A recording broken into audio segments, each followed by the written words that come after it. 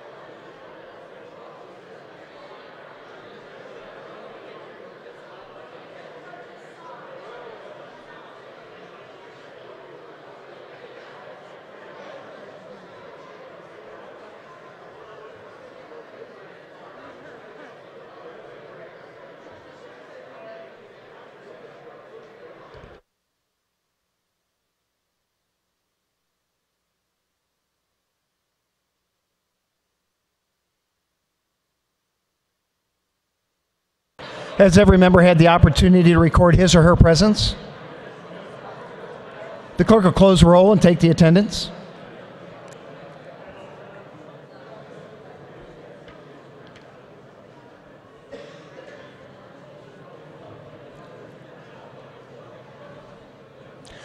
On a point of personal privilege, the Speaker would recognize Representative Seiwert.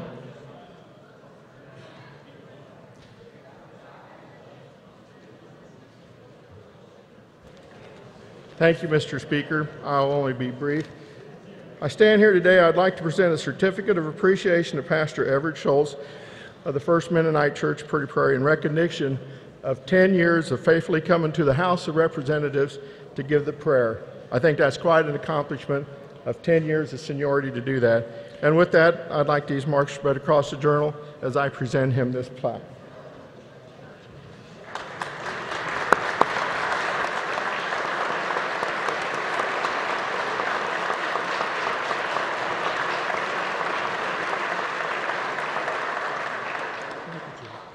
Thank you. Without objection, so ordered. Introductions of bills and concurrent resolutions. The clerk will read. House Bill number 2786 by the Committee on Federal and State Affairs, an act creating the Injection Well Safety Advisory Task Force.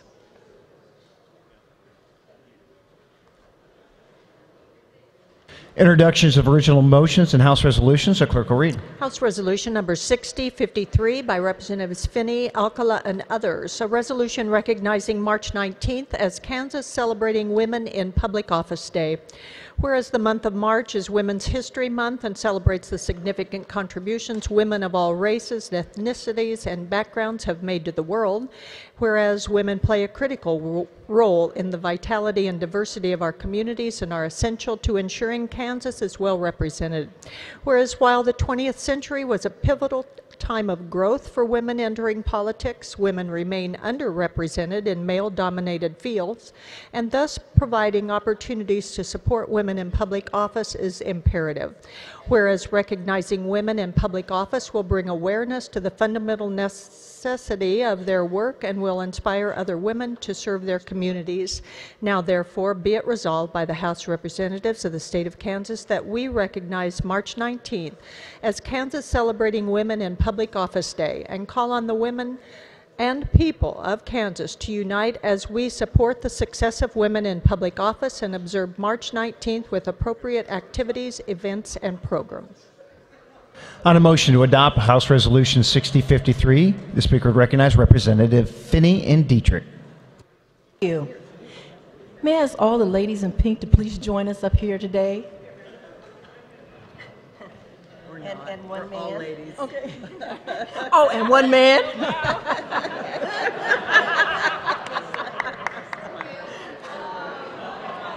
Huh? Yes. Okay, let's go. Get up. We're good. Right where you are. Right here? Yeah. Okay. You guys ought to be tickled pink at all these beautiful women up here.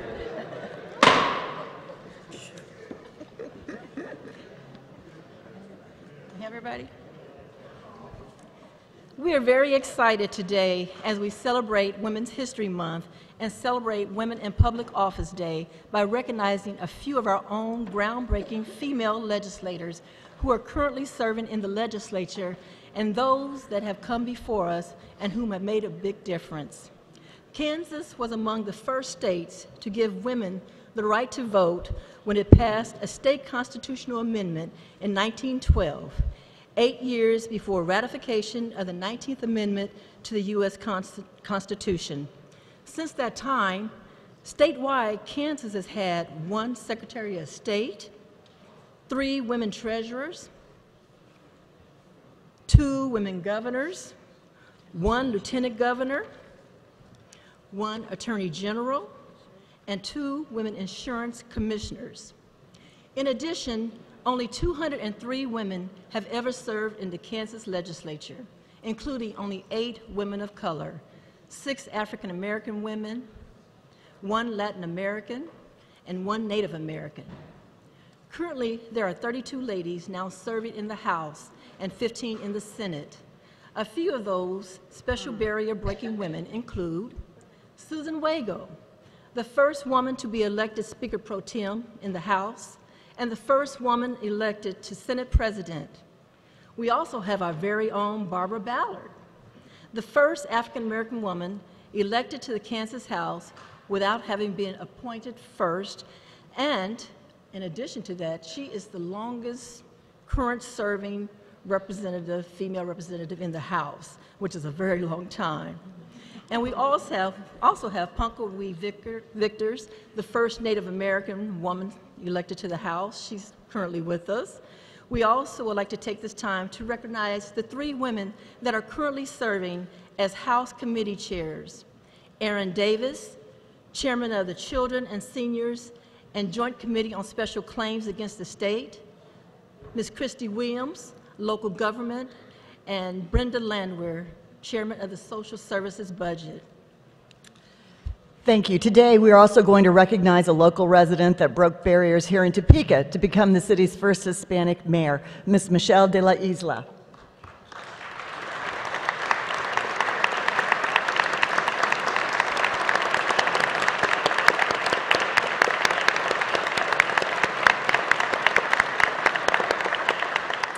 Thank you.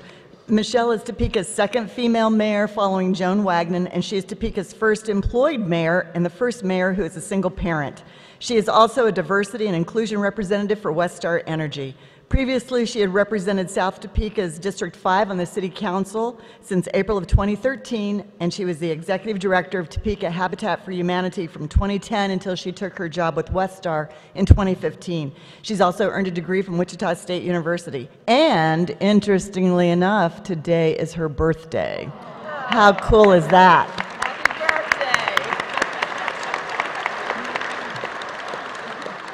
So, in closing, we sincerely appreciate all of the service of everyone to the state of Kansas, and we have a resolution for Michelle as well. An official certificate from the House of Representatives for becoming the city's second female mayor, first Hispanic mayor, first employed mayor, and first mayor who is a single parent. Thank you, Michelle. Thank you. Thank you.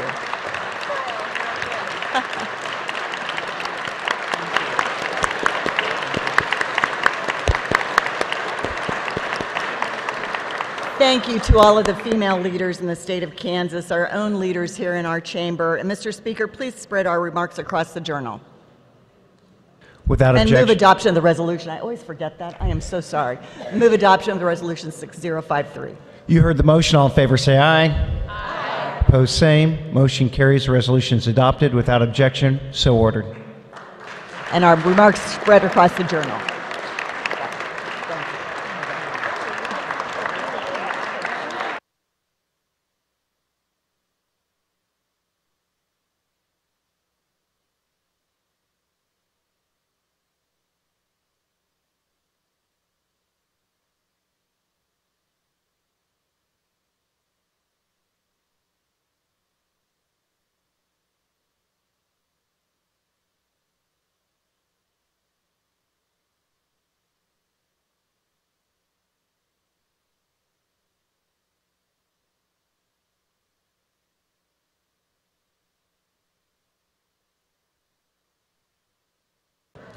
House Bill 2755 appears on the consent calendar for the third day. Is there objection? Seeing none, it'll be advanced that order of business. Final action. Senate Bill 369 appears on the consent calendar for the third day. Is there objection? Seeing none, it'll be advanced that order of business. Final action.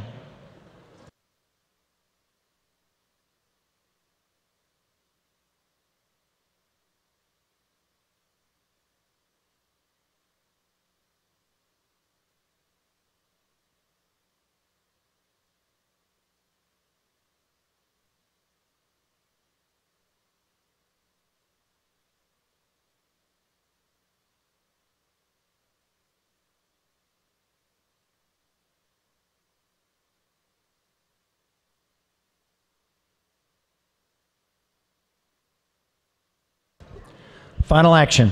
Clerk will read. House Bill number 2755 by the Committee on Taxation, an act concerning property taxation relating to cities and counties, approval of budgets with increased property tax revenues, election requirements, and exceptions. This constitutes final action on House Bill 2755. The clerk will open the roll and you may record your vote.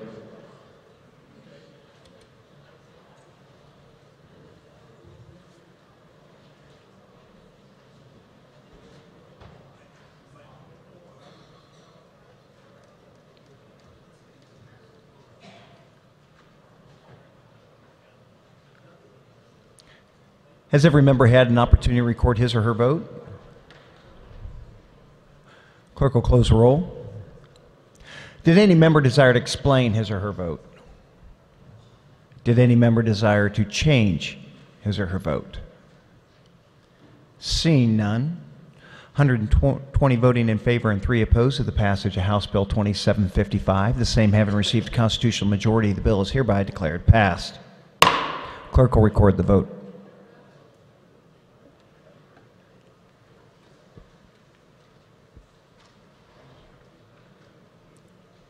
Clerk will read. Senate Bill number 369 by the Committee on Utilities, an act concerning the Kansas Highway Patrol relating to minimum rank for certain persons.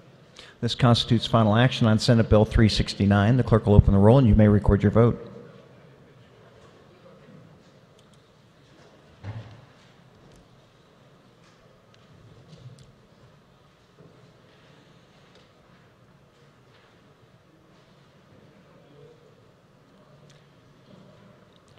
Has every member had an opportunity to record his or her vote?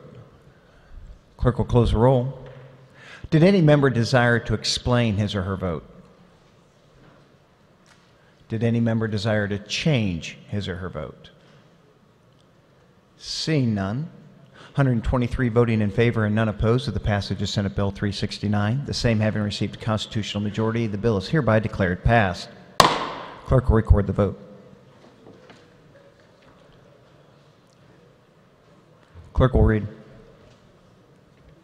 Senate Bill number 275 by the Committee on Financial Institutions and Insurance, an act concerning credit unions relating to expulsion of members, credit union counsel, terms of service, 2-term limit.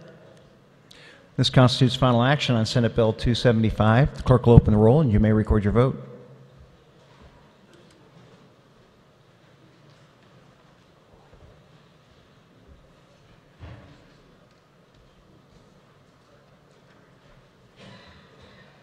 Has every member had an opportunity to record his or her vote? Clerk will close the roll.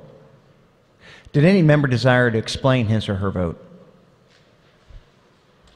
Did any member desire to change his or her vote?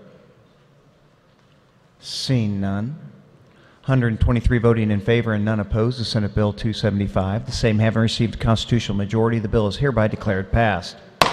The clerk will record the vote.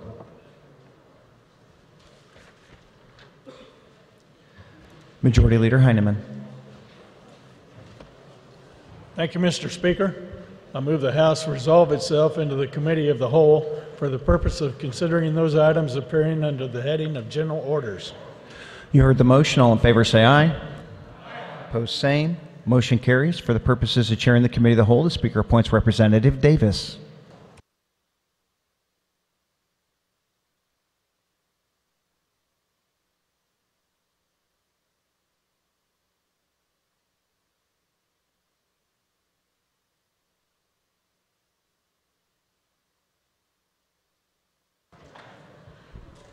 Good morning, House. Happy Monday. The first item of business is House Bill 2421. For purposes of carrying House Bill 2421, the chair recognizes Representative Epley of Atchison.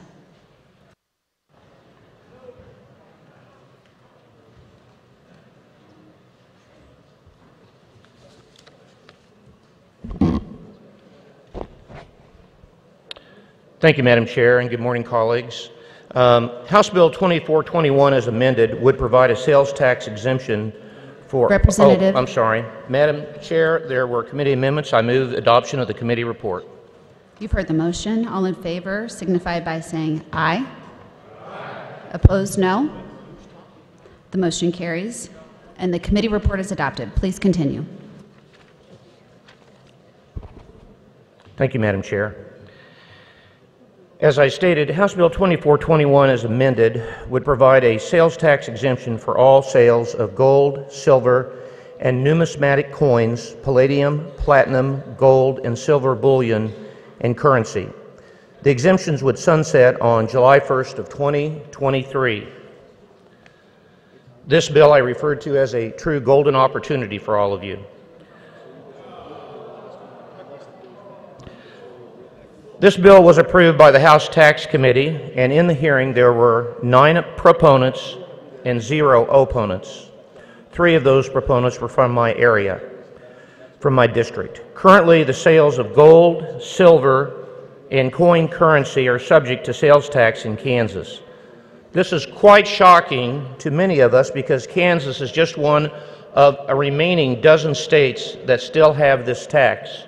37 states have this exemption, including all our neighboring states of Missouri, Nebraska, Oklahoma, and Colorado. More states are eliminating the tax every year, including Alabama earlier this year. Sadly, Kansas is on an island. Every state around us has this exemption. First and foremost, I ask you to not get caught up in the sales tax exemption stigma. By classification of the IRS, the Internal Revenue Service, gold, silver, and coin currency is a capital asset. It is not a consumption product. Therefore, it should not be subject to sales tax. And since they are capital assets, they are subject to capital gains tax already. So by Kansas having this on the sales tax list, it's double taxation. Again, double taxation. You pay on the way in when you purchase it, and you pay capital gains tax when you liquidate it. These points alone show why gold, silver, and coin currency should not be subject to sales tax. Like you and me, many Kansans invest in gold and silver for retirement and savings. A lot of Kansans like the tangible aspect of owning gold where they know it can hold its value. They store it wherever they want. They feel like it's a very safe investment. Right now, gold is $1,300 an ounce, and under current law, if you are a Kansan, would you buy gold from a store in Wichita or Lawrence and pay sales tax on $1,300? Probably not. Or would you jump across the border to avoid that sales tax? This hurts Kansas investors terribly. We are at a tremendous competitive disadvantage. With the example I just gave, our Kansas gold and silver shops are suffering. They simply cannot compete when they have to charge sales tax and their out-of-state competitors do not. The number of Kansas dealers has reduced dramatically each time a border state made the exemption. This clearly has had a very negative economic impact in this industry. Kansas businesses have suffered to the point that the owners literally have to travel to other states to do business with their trade shows because Kansans will not purchase gold, silver, palladium, etc. in this state. This is why the Department of Revenue reported the bill has a very small fiscal note of only $7,800. Now that's your silver lining right there. $7,800, that's it. Because most of these Kansas business sales are made out of state instead of here currently. I wish it was more, but that's all it is. 20 years ago, there were coin trade shows all over the state. Now there are less than 10 per year. I've seen trade show flyers from other states advertising their exemption to draw Kansans away to their shows. With the exemption, these shows will come back to Kansas. We need this exemption. This is an economic development issue. Think about it. There are many coin dealers trying to do business across the state that are begging for this exemption. Many brick and mortar coin dealers are jewelers or antique stores that also handle a small volume of rare coins, paper money, and precious bullion too, and this would be a real help to them. In committee, we heard about a store in Lawrence that plans to add 20 jobs, but will have to move their business to Kansas City, Missouri, if they cannot compete on a level playing field. It is important to note that this bill does not apply to jewelry, art collectibles, or stamps. It is currency, it is not consumable. So it is a capital asset. It's my pleasure to carry this bill, and I ask for your support. With that, I'll stand by for questions, Madam Chair. Does anyone desire to speak to the bill? The chair recognizes Representative Whitmer of Sedgwick.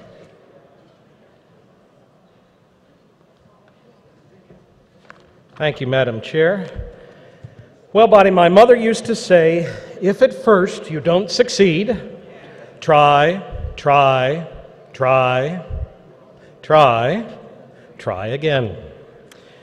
Kansas residents currently pay one of the highest tax rates on food of any jurisdiction in the country. When state and local taxes are combined, and unlike many other states, Kansas taxes food at the same rate as any other product. With that, I have an amendment.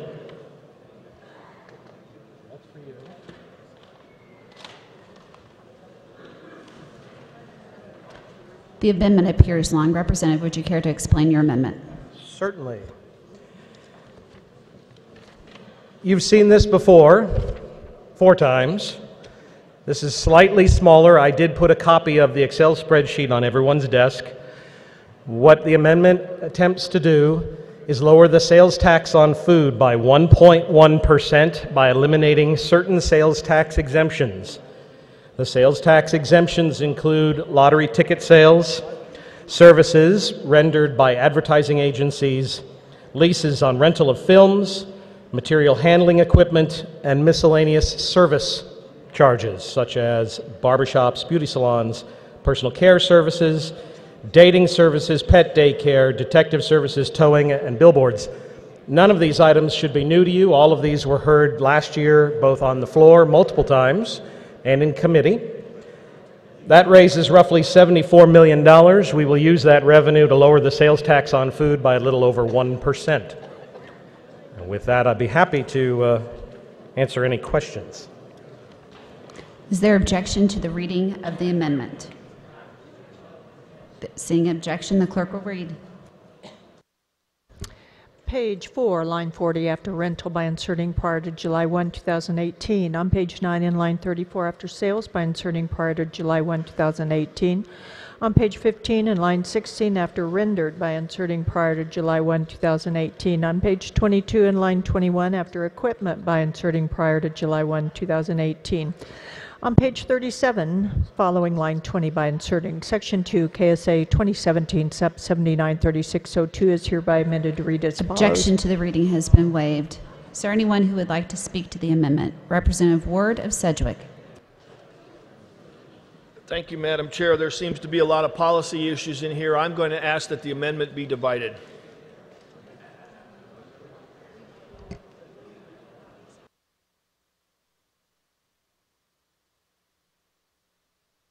Which section is taken up first? Is there a challenge to the germaneness?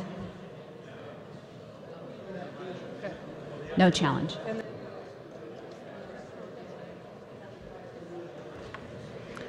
The chair would ask the Rules Chair to come and help divide the amendment. Take up section 2 first. No, you don't get to determine that.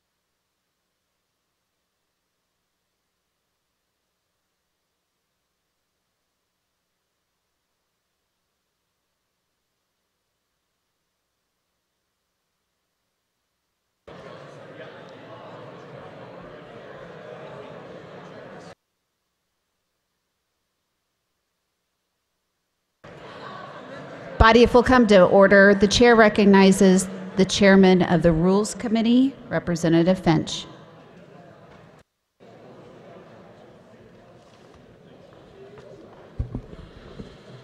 Thank you, Madam Chair. I have met with the members of the Rules Committee and reviewed the divisibility of the amendment as been proposed. I do find that the amendment is capable of division, and if divided, would be divided into 6 distinct parts. Amendment A would concern the lease or rental of films and is found on page 1 of the bill, page 1 of the amendment, I'm sorry, on page 4 in line 40 after rental by inserting prior to July 1, 2018. You all don't have the amendment in front of you, but I want to be as clear as possible. Next amendment, Amendment B, would be the very next line in the amendment on page 9 in line 34 after sales by inserting prior to July 1, 2018, and that concerns lottery tickets. The next portion would be Amendment C, and the very next line in the amendment on page 15 in line 16 after rendered by inserting prior to July 1, 2018, and that would concern services rendered by advertising agencies or broadcast stations.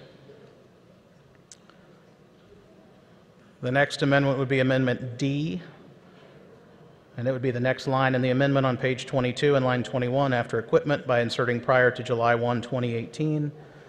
That concerns material handling equipment, racking systems, and other related machinery and equipment used for handling, movement, or storage of tangible personal property in a warehouse or distribution facility, installation, repair, maintenance, services, and replacement.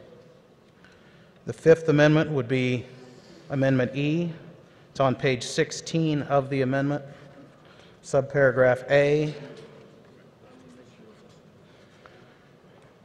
And that is a series of services identified by their NAICS codes. That part of the amendment is not subject to further division. In other words, it's as small as it can be at that point. And it would concern barbershops, beauty salons, personal care services, dating services, pet daycare, detective services, towing, and billboards.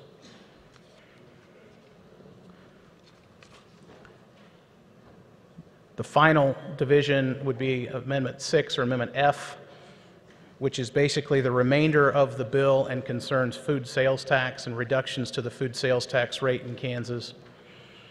I would also note that if any or all of those provisions are amended to the bill, I would ask that it be understood that the revisor's office be given broad latitude to harmonize the bill in case the divisions that I have made as rules chair are not the same ones that they need to make from a statutory perspective to make the language work. So it would be with an understanding that they may need to make further revisions, but this is the best that we can do, operating under the tight time frames in an attempt to divide the amendment.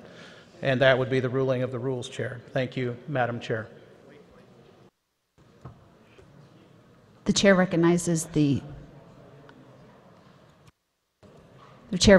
Representative Ward of Sedgwick. Blaine. Thank you for the explanation. A lot of us are using this cheat note, so can we go through that to make sure we understand? The First Amendment we will vote on is the third thing on this list dealing with lease or rental films and records. Is that correct? Yes. The second thing we'll vote on is the first thing on the list of the cheat note, which is lottery tickets and shared made as part of the lottery. Yes. The third amendment will be the services rendered by advertising agencies or broadcast stations. Yes. Fourth one will be the material handling equipment racking system others, which is fourth on that list. Yes. Okay, and the fifth one is all of the items contained under miscellaneous services such as barbershops, beauty shops, personal cares, etc. That's correct. And the reason is because that part of the amendment were intertwined so that it can't be divided. Right. And then the final thing, which is the food sales tax decrease, is the Sixth Amendment. Is that correct? Yes. Okay, thank you, sir.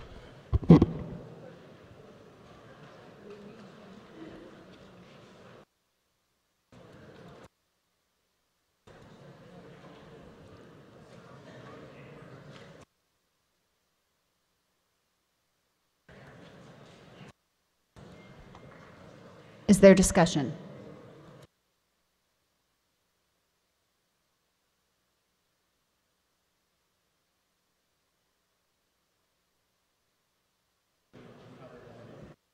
Chair recognizes Representative Whitmer of Sedgwick.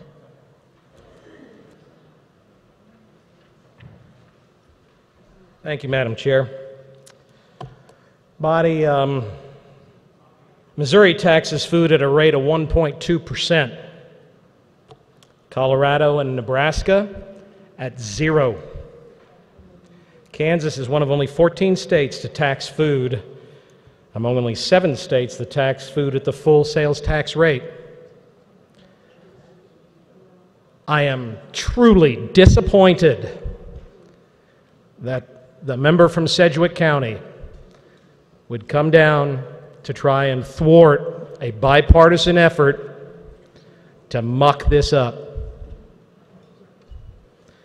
But in an effort to not get mired in the weeds, hopefully at some point I will try the 6th attempt to help out folks on a fixed income, folks who are desperate to have their sales tax on food lowered. But for now, Madam Chair, I withdraw my amendment. The amendment has been withdrawn. Is there further discussion on the bill? Is there objection? Seeing none, the amendment has been withdrawn. Any further discussion? Objection has been noted. All in favor of the amendment being withdrawn, say aye. Aye. Opposed to withdrawal of the amendment, say no. The ayes appear to have it. The ayes do have it. The amendment has been withdrawn. Back on the bill. Any further discussion of the bill? Representative Pittman of Leavenworth.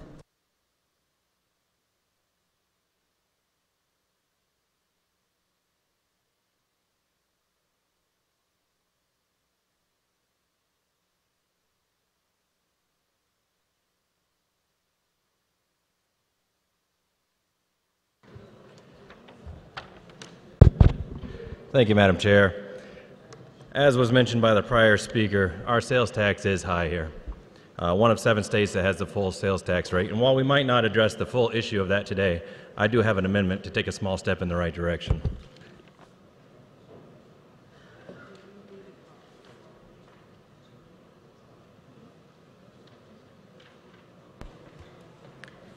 The amendment appears long. Would the representative care to explain the amendment, please? I would. Thank you very much. So I brought this up as a bill to the Taxation Committee, and we did have a hearing on this a couple of weeks ago. We all know the feeling of tax exemptions, giving special carve-outs is not something that's real popular, and for good cause. And that's why I think about this in a different way. I think of this as an incentive. So what this is basically an amendment that would take off all food sales tax from those locations called farmers markets in our state. It's a small amendment. It's a small portion, and what it does is it isolates that food sales tax exemption for our food that's grown here in Kansas. So it requires it be a Kansas farmer. It requires it to be at a farmer's market, and it's only on food products. Very specific. These farmers markets often service areas that we call food deserts in the urban areas, suburban areas, mainly the urban areas. And this is a boon towards the small farmers in our great state of Kansas who so often have to compete against big business. We give incentives to big agri. We give incentives. This thing does have a fiscal note. It's been estimated somewhere between $200,000 and $300,000, to be frank about it. It could be something less. They can't quite get to the number yet as far as when we isolate it to just the Kansas farmers that are doing this, exactly what that number is. So it is something less. But with that, I will stand for questions. Is there objection to the reading of the amendment? Seeing no objection, the clerk will read. I'm sorry, Representative, you may proceed. No objection, you may proceed. I will now stand for questions. Thanks. For questions, the chair would recognize Representative Whitmer of Sedgwick.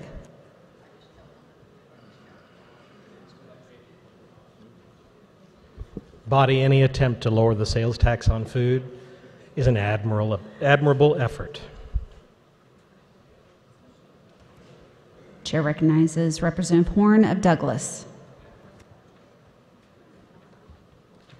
Thank you, Madam Chair. Just two quick questions for you. Absolutely. So just to clarify, this is for producers in Kansas only, right? So farmers at the farmers market who live in Kansas. This is for typically our small farmers out there who buy their own equipment, are taxed on that equipment to produce those goods, who bring their food to the markets to sell. That's correct. And then also sometimes at farmers markets they sell crafts like pottery and other items, but those would not be included. It's food only? It is food only. This is a food sales tax exemption. Okay, thank you, Representative. I stand in support of this amendment. We have 75 plus farmers markets across the state, from Atchison to Parsons, Liberal to Goodland, and all points in between. I think farmers markets provide a really important agriculture diversification opportunity for our farmers. It allows them to sell their products directly to consumers where they can get a higher return than selling wholesale. And farmers markets also provide critical access, especially in some of our urban areas where there are food deserts where citizens cannot access healthy fruits, vegetables, and proteins that they need. I think this bill would provide a small support to farmers and families in our state, and also would help us support our local economy. So I stand in support of this amendment. Thank you. The chair recognizes Representative Williams of Butler to speak on the amendment.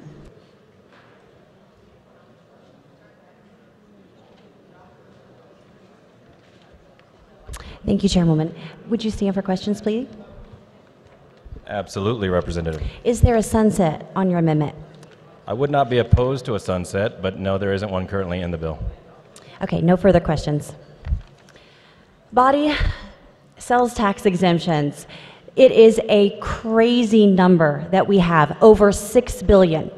Now, most of those are component parts, but there's a large number that are policy-driven, and this falls in the policy-driven. There are many great needs, ideas, retail sales that go across our state, and I will guarantee you they will line up. In fact, in tax this year, out of all of our hearings, 18% of our hearings have been requests for sales tax exemptions. And we just witnessed a few minutes ago someone withdrawing an amendment because it was divided up. We know how difficult it is to remove those exemptions. It's almost impossible to remove those exemptions. We also know that good tax policy broadens the base, and then it's able to lower the rate. But whenever you remove out of the base, you actually make the rate go up. So what happens to the person, the farmer that sells his produce to Dillon's? And then he might, those produce items, they have sales tax. So again, what we're doing is creating lack of parity. We're saying because you have a farmer's market and you have it accessible to you, you get a special rate. But if you don't have one accessible to you, then you don't get a special rate. It just continues the long line of continued sales tax exemptions. And until we sunset everything, and until we review everything, I would hope we would not support adding to that $6 billion. Thank you. The chair now recognizes Representative Johnson of Saline to speak on the amendment. Thank you, Madam Chair. A lot of good points have been made. A key one for me, we have 32 exemptions, credits, refunds in bills introduced in the tax committee. Most of them are good. It's hard to look at the hospice group and many and say, I don't know that we can give you the exemption. And that is the challenge as we look through each of these. How do we manage, to what do we say no? To what spending do we say no? To what cuts in revenue do we say no? Or to what increases in revenue do we say yes? And that's the challenge of putting them together. The underlying bill even gives pause just because it is on the topic of exemptions.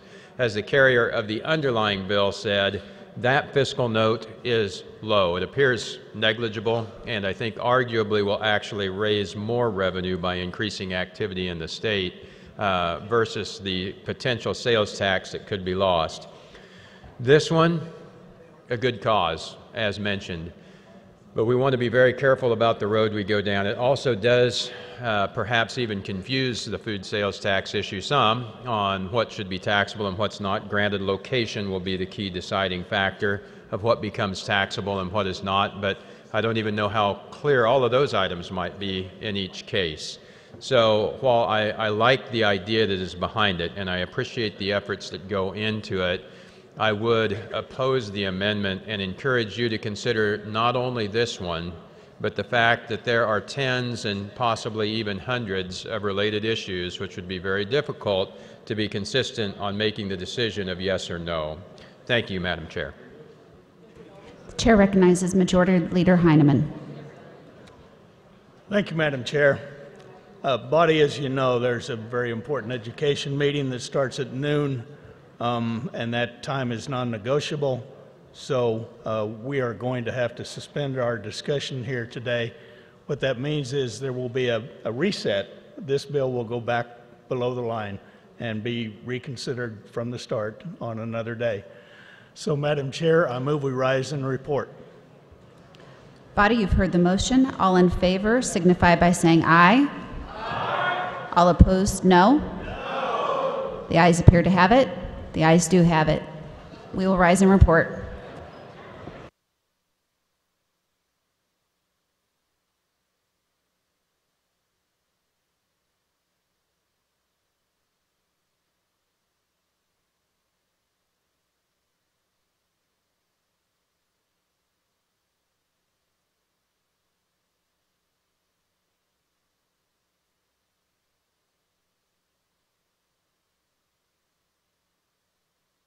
Reports of standing committees. The clerk will read.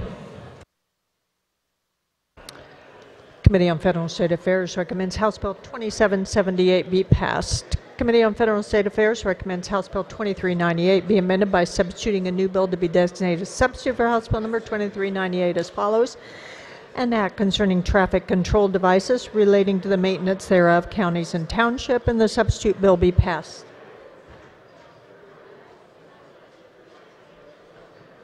Is there any objection to returning that order of business, introduction of bills? Seeing none, clerk will read. House Bill number 2787 by the Committee on Appropriations, an act concerning children and minors relating to crisis intervention, creating juvenile crisis intervention centers.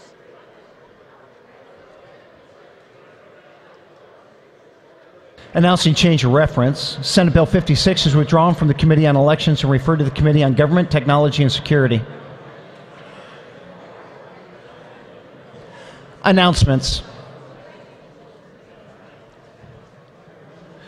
Members that were on the previous debate, I'm about to call you for an announcement unless you don't want to be. Representative Mason.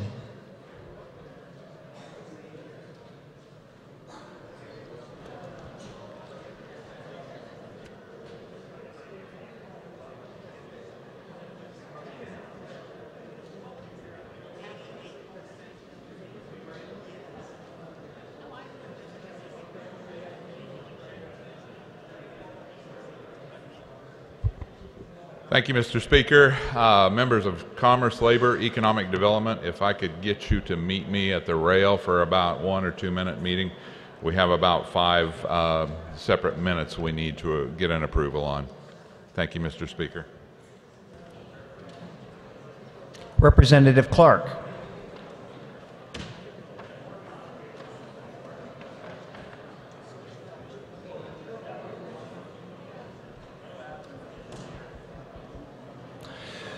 Representative Whipple.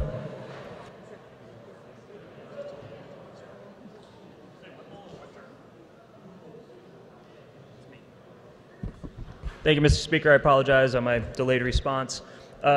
Members of the Democratic Caucus, we will have agenda tomorrow at 8:30 a.m. It's 8:30 a.m. tomorrow. Thank you again, Mr. Speaker. Further announcements. Seeing none, Majority Leader Heineman. Up. Oh, there it is. Sorry, Majority Leader. Representative Lesker. Thank you, Mr. Speaker. Pro Tem, ranking minority members will meet in 218 North upon adjournment. Thank you.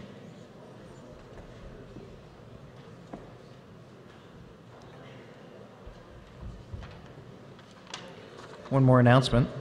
Representative Parker will replace Representative Alcala on the House Taxation Committee on Monday, March 19th and Tuesday, March 20th only. Further announcements? Seeing none, Majority Leader Heinemann. Thank you, Mr. Speaker. Republicans, we will have calendar review at 8:30 in the morning in the old Supreme Court room. Mr. Speaker, I move the House adjourn until Tuesday, March 20th, 11 a.m. You heard the motion. All in favor say aye. Opposed, same. Motion passes. We are adjourned.